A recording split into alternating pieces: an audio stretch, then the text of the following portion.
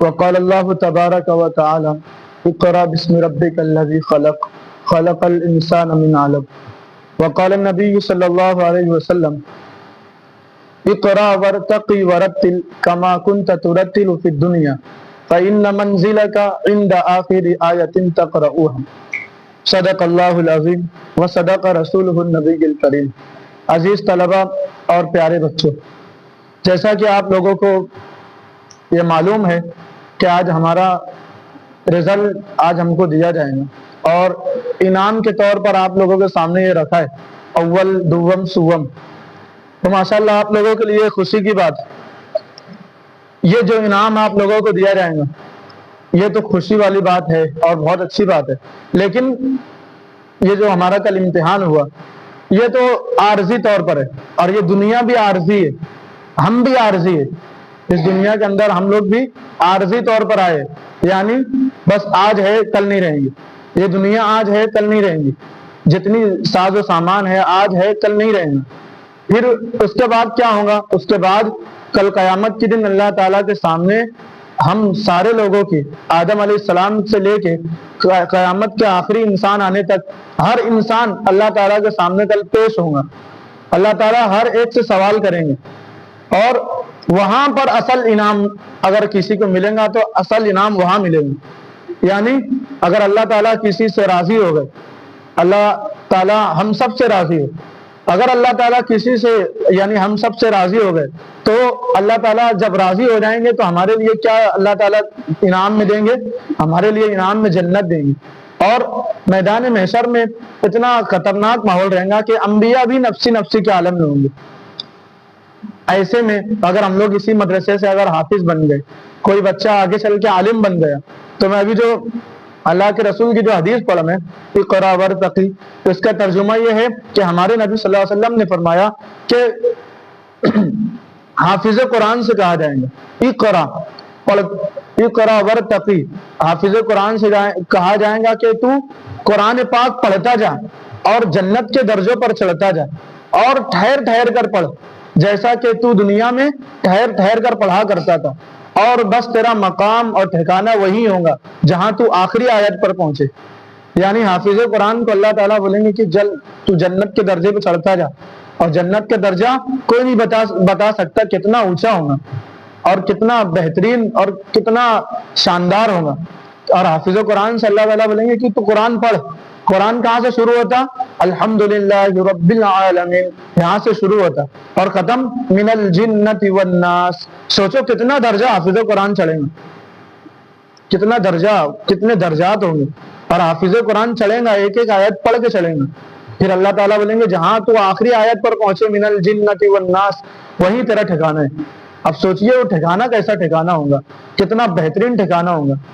یہ حافظ قرآن کا، حافظ قرآن کے بارے میں، اور حافظ قرآن کے والدین کو، ان کے بارے میں آتا کہ حافظ قرآن کے والدین کو اللہ تعالیٰ کل قیامت کے دن سورج سے زیادہ روشن تاج، سورج اور چاند سے زیادہ روشن تاج ان کے والدین کو پہنایا جائیں گے، اور ان کو ایک تخت پہ بٹھایا جائیں گے۔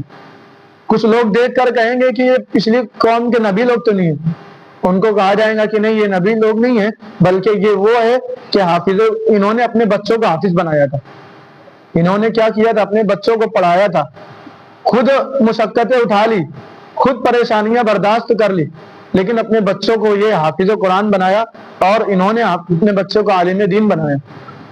کل قیامت کے دن ایک حافظ قرآن 10 لوگوں کی سفارش کریں گا۔ کتنے لوگوں کی؟ 10 لوگوں کی سفارش کریں گا، اور اللہ تعالیٰ اس کی سفارش قبول بھی کریں گے۔ حافظ قرآن اور ایسے 10 لوگ ہوں گے جن کے لیے جہنم میں جانا واجب ہو چکا ہوگا، یعنی اب وہ جہنم میں ہی جائیں گے، یہ طے ہو گیا۔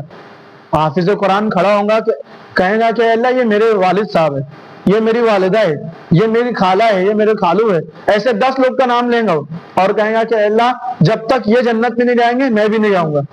پھر اللہ تعالیٰ جو ہے اس حافظ قرآن کی سفارش کو قبول کریں گے، اور 10 ایسے لوگوں کو حافظ قرآن کے ساتھ جنت میں اللہ تعالیٰ داخلہ کروا دیں گے۔ اور ایک عالم دین کے بارے میں آتا ہے کہ وہ 70 لوگوں کی سفارش کریں گے۔ ایک عالم دین 70 اپنے یعنی پورے خاندان کو لے کے جنت میں جائیں گے۔ تو دیکھو ماشاءاللہ اسی اپنے جامعہ ابو الحسن علی ندوی جو مدرسہ ڈیانہ میں ہے، بڑا بہترین طریقے سے وہاں پر تعلیمی نظام وہاں پر ہے، اور ایک بڑے مدرسوں میں سے ایک مدرسہ ہے وہ شمار ہوتا، جامعہ ابو الحسن علی ندوی۔ وہاں پر عالمیت پڑھائی جاتی ہے، وہاں پر حفظ پڑھائی جاتی ہے، اور اسی مدرسے کی یہ شاخ ہے مسجد صابرہ جن، جو کہ سب سے کنارے، سب سے الگ، سب سے کہنا چاہیے کہ کنارے علاقے میں، لیکن الحمدللہ اس مدرسے کی شاخ یہاں پر بھی ہے، اور یہاں پر بھی مدرسے سے نگراں آتے رہتے، حافظ صاحب آتے رہتے، مولانا رفیق ہے، ہمارے ناظم صاحب ہے مولانا ساجد خان ندوی، وہ بھی یہاں پر جو ہے دیکھ ریکھ کرتے رہتے۔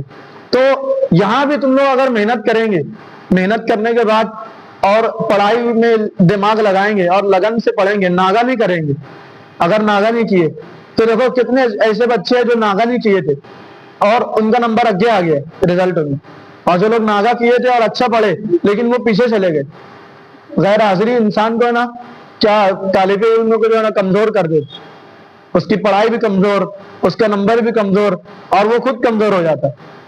تو دیکھو اس مدرسے کی شاخ ہے یہ مدرسہ، یہاں پر بھی اگر تم لوگ محنت سے پڑھے اور پڑھنے کے بعد حافظ قرآن بن گئے، اور پھر اس کے بعد تم کو یہاں سے جامعہ میں اگر بھیجا دیے کہ جاؤ وہاں پہ جا کے عالمیت کرو، وہاں سے عالم بن گئے تم لوگ، تو پھر تمہارے لیے بھی وہی بات رہیں گی کہ ایک حافظ قرآن 10 لوگ کو جنت میں لے کے جائیں گا، ایک عالم دین 70 لوگوں کو جنت میں لے کے جائیں گا۔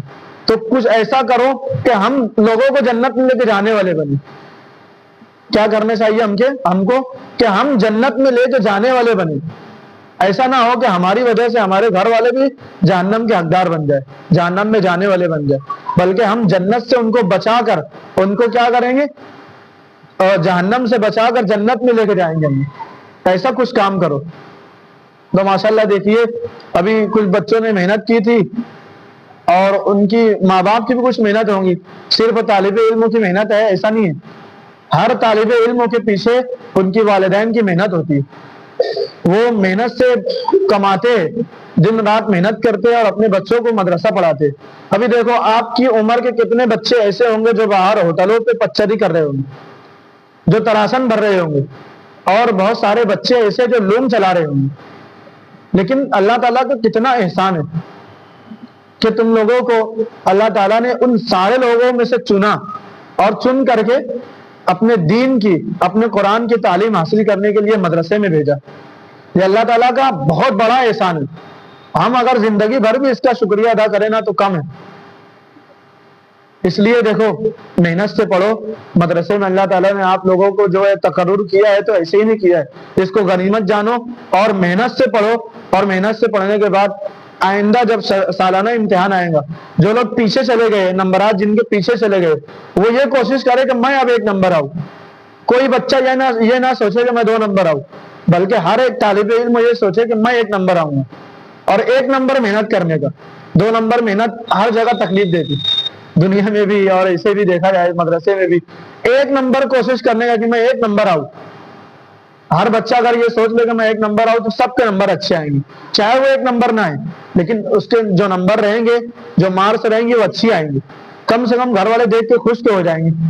تو دیکھیے ماشاءاللہ تھوڑا سا کوشش کرے سالانہ پہ کہ جو بچے پیچھے نمبر جن کا گیا ہے وہ کوشش کرے کہ نمبر آگے آئے، اور سالانہ میں تو یہ چھوٹا موٹا انعام ہے، سالانہ میں بڑا بڑا انعام رہتا ہے۔ اس سے پہلے پچھلے سال کچھ لوگوں کو ملا نا، اور کوشش کرے اس سے بڑا بڑا انعام دیں گے، ہے نا۔ اور پھر جو بچے اول دوم صبح میں آئیں گے، ابھی دیکھو ان کے گھر پہ اگر رزلٹ لے گئے بتائے تو کتنا خوش ہوں گے، خوش ہوں گے کہ نہیں؟ یہ انعام لے کے جائیں گے گھر پہ بتائیں گے، تمہارے ماں باپ خوش ہوں گے کہ نہیں؟ خوش ہوں گے، اور جب خوش ہوں گے تو دعا دیں گے، تم کو بھی دعا دیں گے اور مجھ کو بھی دعا دیں گے، اور پورے مدرسے کے اسٹاف کو دعا دیں گے۔ کیوں دعا دیں گے؟ اس لیے کہ میں اور ہمارے پورے جو مدرسے کا اسٹاف ہے سارے لوگوں نے محنت کی، محنت کرنے کے بعد تم کو تیار کیے۔ اس لیے ابھی چھٹی بھی جو ہے آج سے چھٹی لگ جائیں گی مدرسے کی، ابھی یہاں سے رزلٹ لے کے جائیں گے، پھر آج سے مطلب بدھ اور جمعرات اور جمعہ، پھر اگلے جمعہ اگلے شنیچر کو مدرسہ آنا رہیں گے۔ اس لیے کچھ باتیں اس تعلق سے بھی بتانی تھی، وہ یہ ہے کہ چھٹی یہ مت سمجھو کہ تم کو چھٹی مل گئی، کس کی چھٹی مل گئی؟ یعنی پڑھنے پڑھانے کی. پڑھنے کی چھٹی زندگی بھر نہیں ہے تمہارے واسطے, 10 دن 8 دن نہیں, زندگی بھر تمہارے لیے چھٹی نہیں ہے. ہر طالب علم یہ سمجھے کہ میں طالب علم ہوں تو وہ پوری زندگی طالب علم رہے گا. اور اگر وہ سوچ لیا کہ میں استاد ہے, میں بڑا مولانا ہے, میں حافظ ہے, میرے سے آگے کوئی نہیں, تو پھر وہ جو ہے نا ایسے لوگ گمراہ ہو جاتے. ہر طالب علم یہ سمجھے کہ میں زندگی بھر طالب علم ہوں. علم کبھی کم نہیں ہوتا. علم ایک ایسی گہرائی ہے جس کی گہرائی تک آج تک کوئی نہیں پہنچنے پایا. برابر حافظ صاحب, علم ایسی گہرائی ہے جس کی آخری سرے تک یعنی آخری حد تک آج تک کوئی نہیں جانے پایا. اگر کوئی ہستی ہے تو ہمارے آقا جناب محمد رسول اللہ صلی اللہ علیہ وسلم تھے, ان کے بعد کوئی نہیں ہے. اس لیے علم کو حاصل کرنا چاہیے اور اپنی چھٹیوں کو ضائع مت کرنا. نمازوں کا اہتمام کرنا, 5 وقتوں کی نماز پابندی سے اپنے وقت پر پڑھتے رہنا. اور سبق جیسے ہم مدرسے میں مجھ کو سناتے تھے, جیسے تم لوگ مجھ کو مدرسے میں سناتے تھے, ویسے گھر پہ اپنی اماں کے پاس, اپنے ابا کے پاس, یا پھر بھائی پڑھا ہے تو بھائی کے پاس, یا تو بہن کے پاس آدھا یا پھر 5 منٹ یا 10 منٹ روزانہ لے کر بیٹھیں گے. اس سے یہ ہوگا کہ جب مدرسہ شروع ہوگا نا تو تم لوگ اٹکیں گے نہیں اور تم لوگ بھلائیں گے نہیں کوئی چیز. کم سے کم 5 منٹ روزانہ بیٹھیں گے. ہر بچے بیٹھیں گے, ہر بچے بیٹھیں گے اور نمازوں کا اہتمام کریں گے. اور مدرسہ جیسے ہی کھلے گا شنیچر کے دن تو سارے بچے, یہ شنیچر یا کے اگلے شنیچر کو سارے بچے پہلے دن جیسے ابھی حاضر ہے ویسے پہلے دن سب حاضر رہیں گے انشاءاللہ. ٹھیک ہے انشاءاللہ. اللہ تعالی ہمیں کہنے سننے سے زیادہ عمل کرنے کی توفیق عطا فرمائے. وآخر دعوانا الحمدللہ رب العالمین.